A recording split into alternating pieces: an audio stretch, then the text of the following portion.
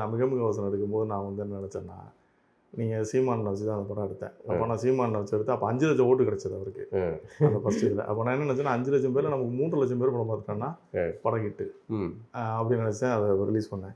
எவ்வளோ பேர் பார்த்துருவாங்க. அதுக்கப்புறம் ஓடிடியில் தான் அந்த படம் ஹிட் அடிச்சு. அது ஒரு பிரமாதமான படம். மிக அவசரம் வந்து அவ்வளோ பெண்கள் சார்ந்து பேசக்கூடியத ஒரு ஆண் இயக்குனர் வந்து எடுத்த ஒரு. இன்னமும் எனக்கு வெளிநாடுகளில் போனால் எனக்கு அடையாளம்ன்றது தானே, அடையாளம்ன்றது தான். இப்போ அந்த படம் வந்து எனக்கு இது பண்ணதுனால அடுத்த படம் பண்ணுறதுக்கு நான் இவ்வளோ யோசிச்சு பண்ணுறேன். ஏதோ ஒரு கமர்ஷியல் படம் எடுப்போம் அப்படின்னு எனக்கு தோணலை. நமக்கு இன்னும் கூடுதல் ரெஸ்பான்சிபிலிட்டி. பார்க்குறவங்களாம் அது நல்லா இருக்குன்னு சொல்லும் போது அப்போ இன்னும் கூடுதல் ரெஸ்பான்சிபிலிட்டி. இதை விட ஒரு சொல்லப்படாத விஷயத்தை நம்ம பேசலாம் அப்படின்றதுனால நம்ம இல்லைன்னா எடுக்க முடியாத சூழல் கிடையாது. நம்ம எடுத்துடலாம். யாராவது வச்சு பண்ணுறோம், நம்ம பண்ணுறோம்.